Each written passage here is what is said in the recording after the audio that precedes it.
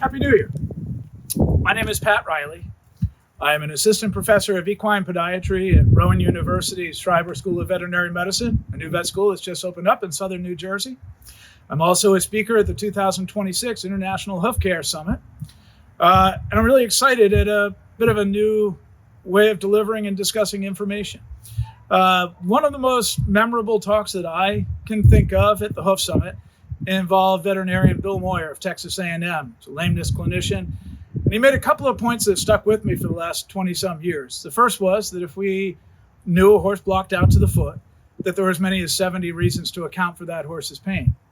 The second thing Bill said was that if of the horses that were assessed at Texas A&M with x-rays and with radiographs, there's as many as 1/3 left with a diagnosis of I don't know, because we just don't have the ability to image soft tissue and to appreciate everything, in a lameness exam without going to advanced diagnostics. And I don't think that every lame horse needs an MRI before we work on it. So I would also point out that after 36 years now of shoeing horses and hosting dozens of conferences with hundreds of clinicians, I believe that there are a lot of different ideas about what reference points are important and the thought processes that go into managing lame horses. And I think that there's a lot of art there. As much as I like science, I think this is a perfect time to recognize that there is an artistic component of shoeing, and that is basically making up the parts and taking good educated guesses about what we do and how we do it and what's causing the horse to be uncomfortable.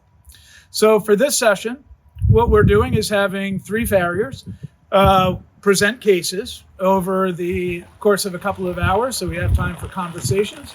This is a session that's going to be moderated by the amazing Dr. Renate Weller, so we'll have a veterinary and radiology perspective on this as well, which I think would be a fascinating part to put in there. And I hope this is a lively conversation about some of the different ways that we can manage horses' feet, manage lameness, and get a perspective with several different farriers and the opportunity to ask questions and have discussions and debates about what reference points work for you.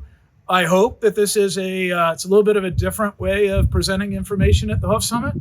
And I hope this is a good interactive session where we have, a lot of back and forth conversations and even cases that are presented by the audience if time allows. Thank you very much. Hope to see you in Kentucky.